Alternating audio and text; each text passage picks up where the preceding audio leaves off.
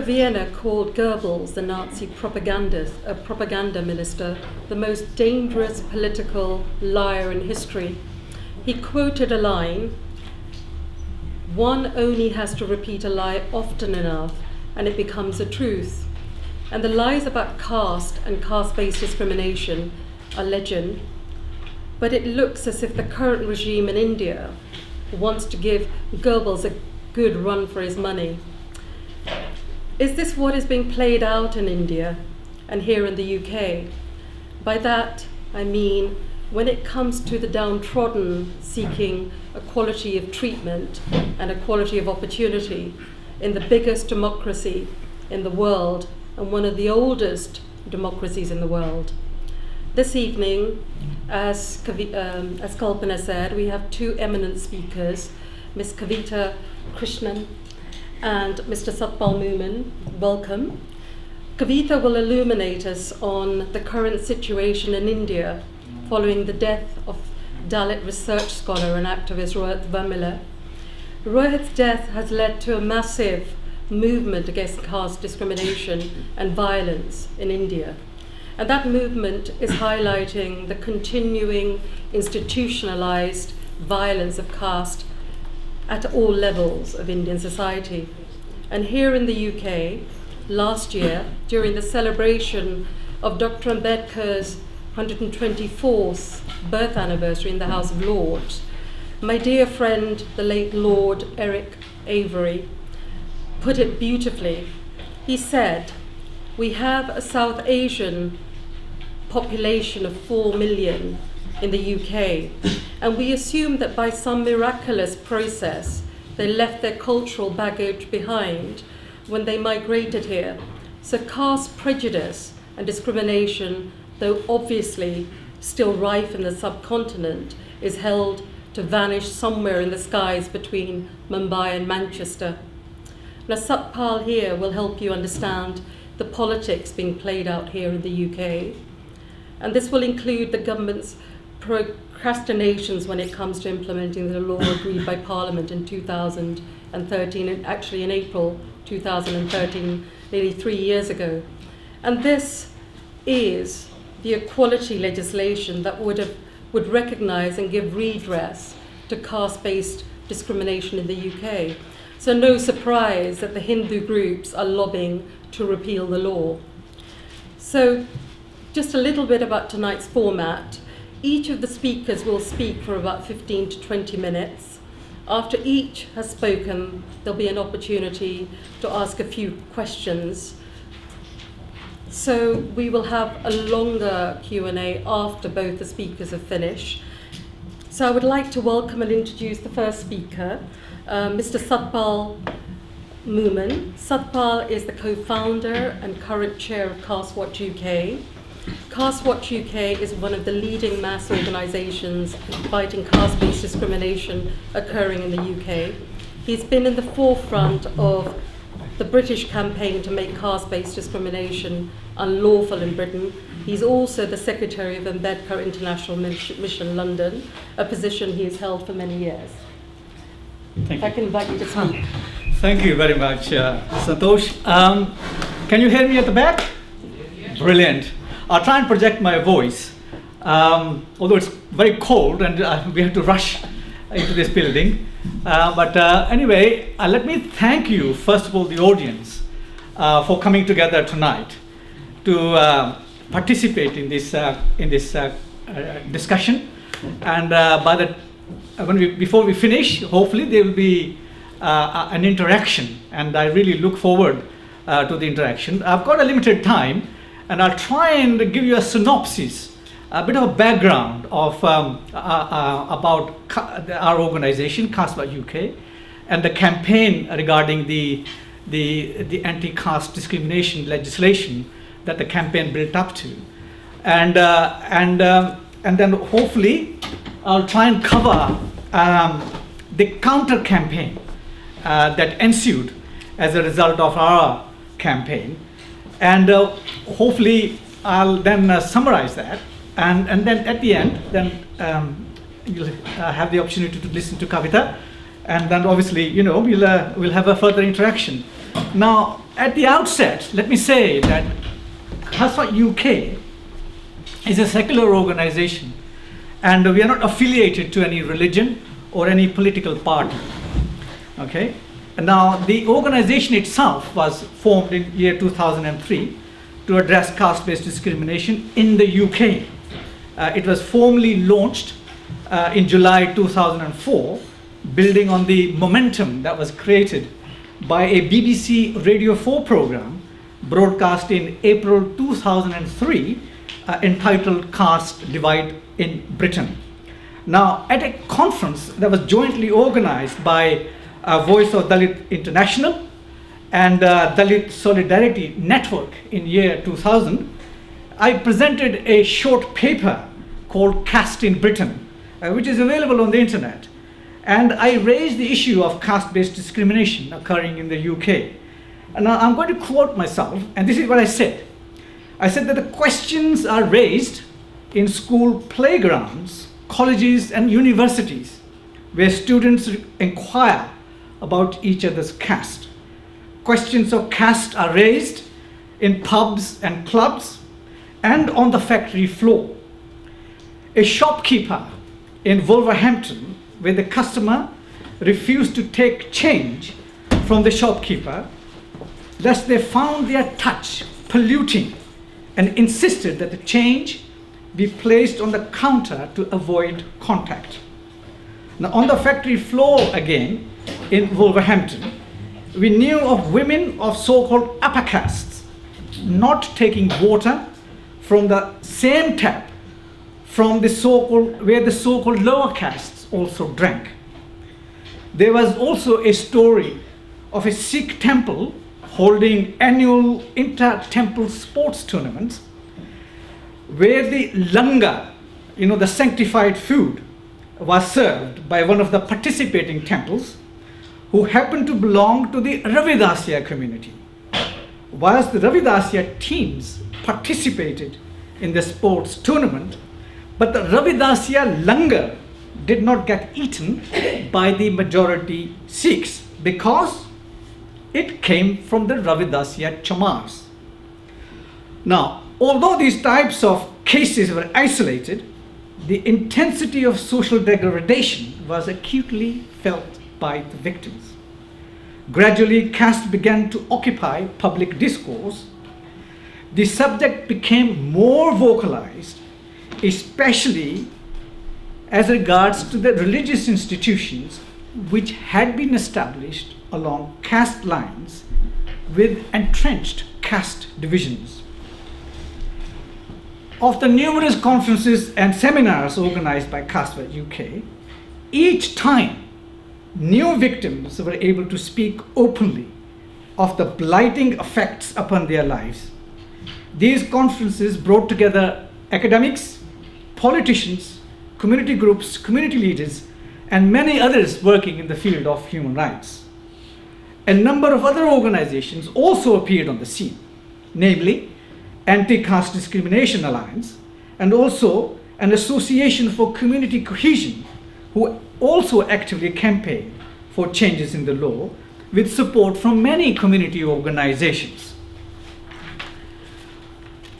Of the many testimonials that we found, there was a student who said that I went to a university and then suddenly my caste was more important than the degree I was doing and the person I was. It wasn't what are you doing? What sort of person are you? It was what caste are you? And then I'll decide if I want to be your friend. There was a testimony from a Labour Party councillor. He says that he first became a councillor in 1989. And he says, my name was put forward by the Labour Party membership. But then he said there was a lot of resentment on my selection. One of the relatives, he says, came to see me and he said that there is a whispering campaign against you. And the whispering campaign was simply saying, why are you going to vote for this person? He's a chamar. Then he says he moved to another ward, and then there weren't many Indians in that particular ward, and he got elected by the indigenous white community. He later on became a mayor of a commentary city. Now I've isolated the city where this all happened, and it's all evidenced in the public domain. There was a young girl's testimony. When I discovered my caste, she says, it changed my whole life. I actually believed that I was inferior. At a secondary school, my peers knew about my caste before I did. And this was evident in name calling such as Churi or Chama or Chamari. And I was rejected from many social groups. There's a testimony of a Muslim. He says, I'm a Muslim. I came across caste in a steel mill. A person was from a low caste. He was not allowed to sit in the eating area where the high castes sat. There is a story of a person who was called derogatory caste names in an office in Coventry.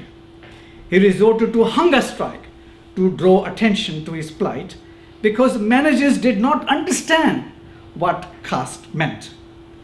In a book recently published in 2015 called Pride versus Prejudice, Mr. Bishandas Banks, who became a mayor of Wolverhampton, recounts that caste and racial prejudice he faced during his political life. He mentions the case of one J. Chandel and G. Sani at a community center where there's a 40-page judgment. The tribunal especially highlighted very clear evidence of discrimination and prejudice having taken place in the name of religion and caste. There was also the well-publicized case of Vijay Begraj versus Heer Manek solicitors for unfair dismissal on the grounds of caste discrimination. Vijay Begraj was a practice manager at a firm of solicitors who belonged to the so-called lower castes, who had married his upper caste wife, who was also a solicitor at the firm. His case collapsed after information handed to a judge by the police led the judge to recuse herself from the case. More recently, there's a case of Turkey versus Chandon in 2015, where the victim claimed caste discrimination, but due to lack of clarity in law, the victim won her claim under breach of employment legislation, not because of caste discrimination, although caste discrimination was a factor in her in the prejudice that she faced. So, to reinforce the evidence of caste-based discrimination, a number of research reports were published. During the build-up to the Equality Act 2010 that the Chair Santosha mentioned, the Dalit Solidarity Network, UK, published a report entitled No Escape, Caste Discrimination in the UK in 2006. There was also a report entitled Hidden Apartheid, Voice of the Community, Caste and Caste Discrimination in the United Kingdom, published by the Anti-Caste Discrimination Alliance.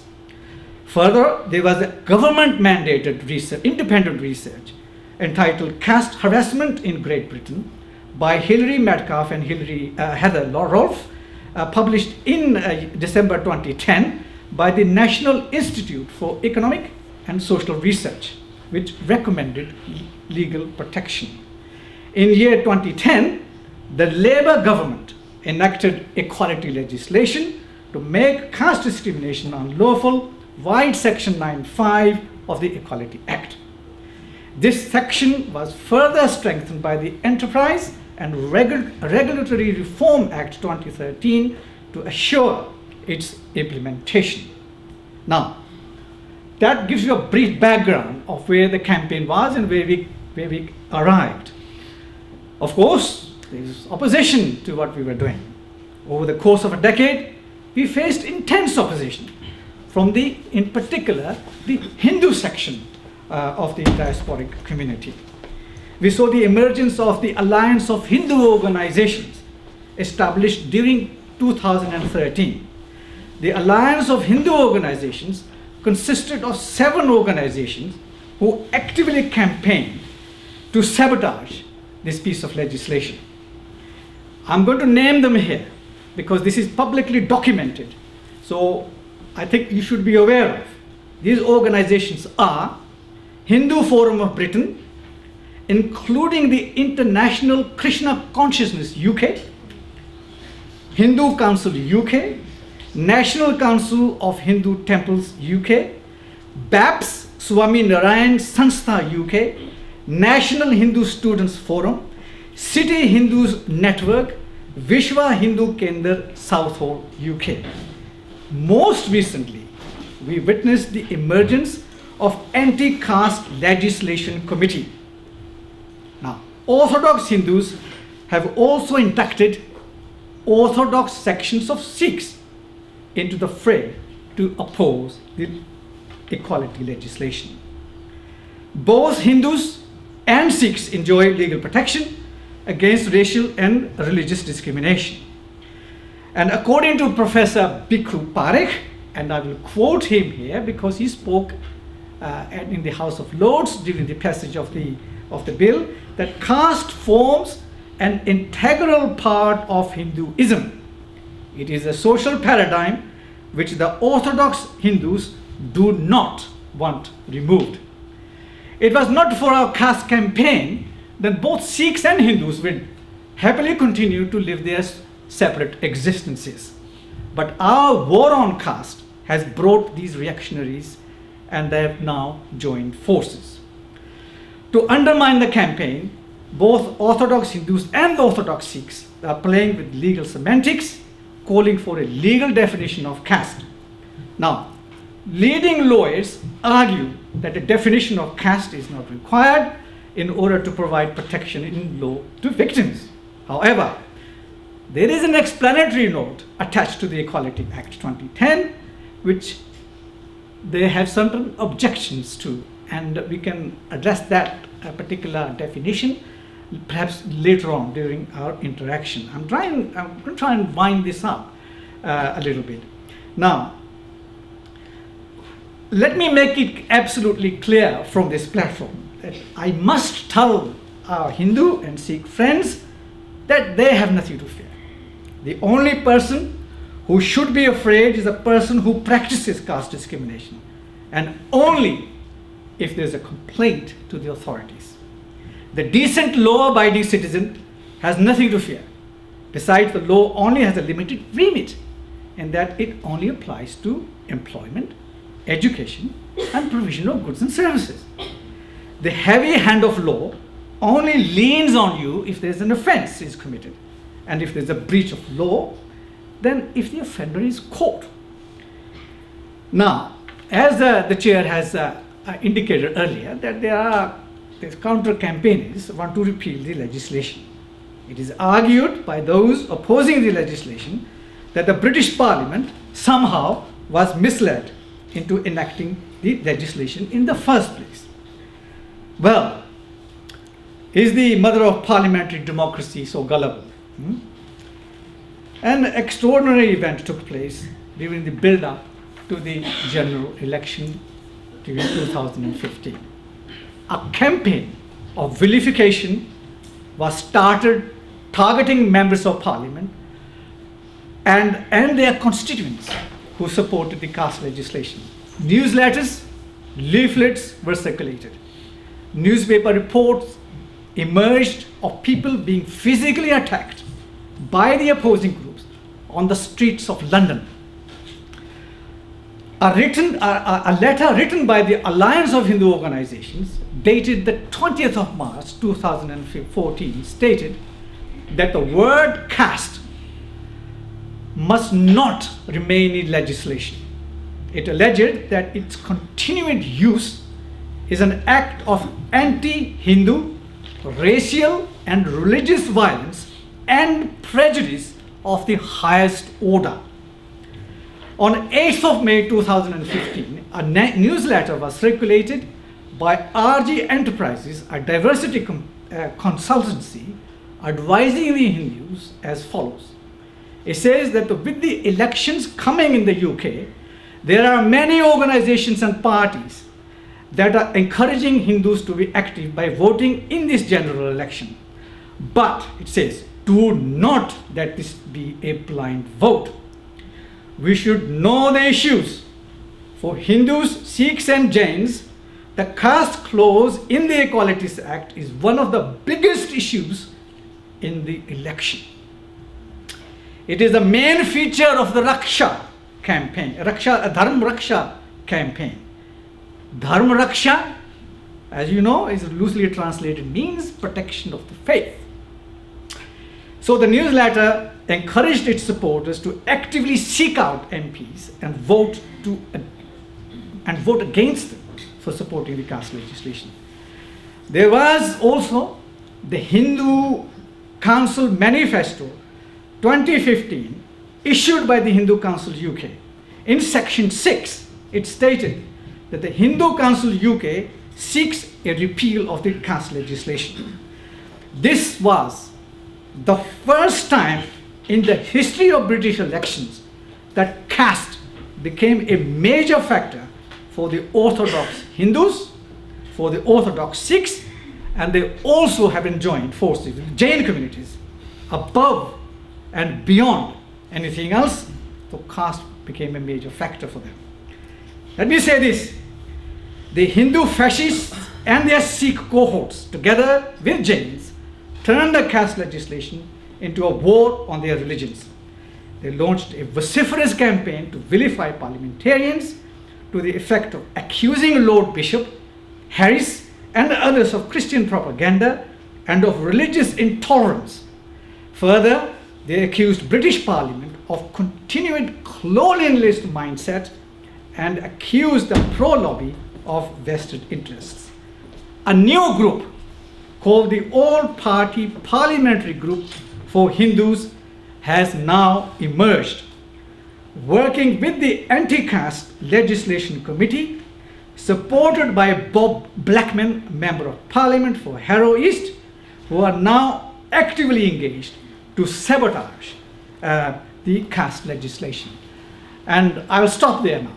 So this will hopefully give you a chance to ask any question and interact with us during the tonight's proceedings. Thank you very much, and thank you for your patience.